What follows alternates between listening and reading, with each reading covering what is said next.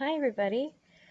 So I'm your instructor for this course, Heather Alvarado, and you will forgive me that I don't have a lot of quiet space. So if you hear animals, then those are my animals. Don't be afraid if you hear a squawking bird every so often. I apologize for that. And you may see these for the rest of the videos possibly. So just make sure that everything's good. I just have some animals that sometimes may make some noise. Anyway, so it's nice to meet you all. So for this first segment of the course, obviously we're gonna have to start with like some beginnings. So we will talk about like the history as far as developmental psychology, and that has to do with basically all the different type of theories. So if you ever taken a psychology class before, you know that we love theories.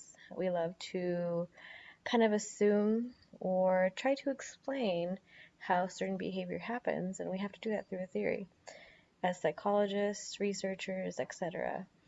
Okay,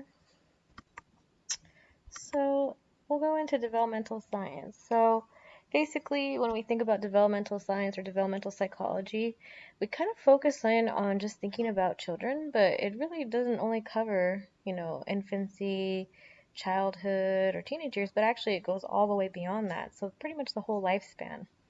And when we talk about lifespan, we're not only talking about from birth to the end of life, but actually conception's the beginning of the lifespan. So in the womb and pregnancy, the different prenatal stages and what is exposed to the embryo slash fetus, that is the beginning of the lifespan.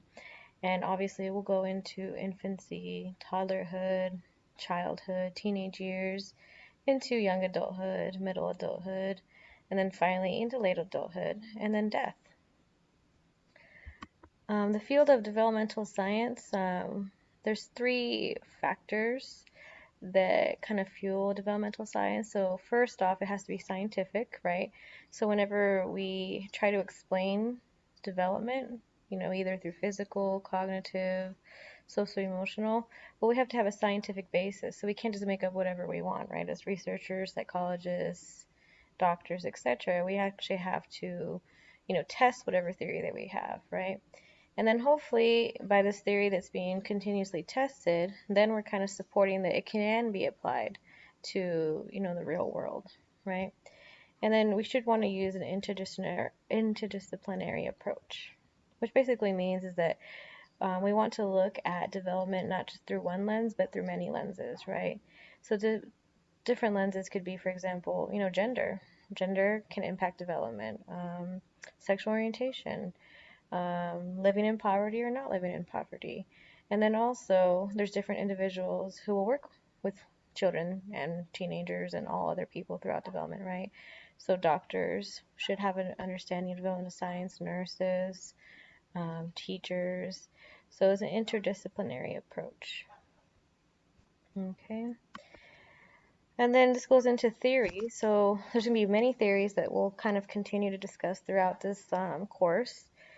So, for example, one of the major theories that we'll discuss is Piaget. Another theory will also be Vygotsky, also ecological theory. So these are many different types of theories that you'll see again and again as you go throughout the course.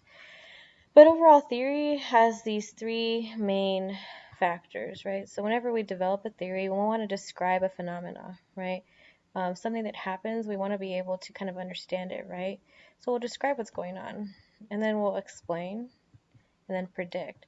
So I'll give you guys an example. So let's say we see that there's a phenomena that people who have been through a traumatic event, maybe like a high school shooting or some type of shooting, we see that that particular event has a bunch of impacts, right? So we're going to describe the phenomena. So we'll describe, the trauma that these individuals have gone through. And then hopefully this theory will explain what these individuals are going through exactly. And what are some of the major patterns or consistencies between people who experience the same experience. And then obviously we want to, throughout this description and explanation, we want to predict, right? And overall, we want to predict behavior. So that's why, testing theory is very important because we can be able to understand, well, if this happens again, or if we see these patterns in development, well, then this should happen, right? We should predict behavior.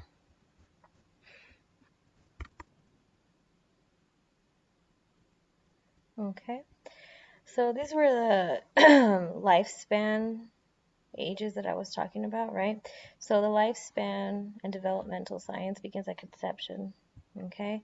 It'll go all the way through these stages, okay, to late adulthood and then finally death, okay? So it's a nice little visual to kind of take into account. Okay, so now we're getting into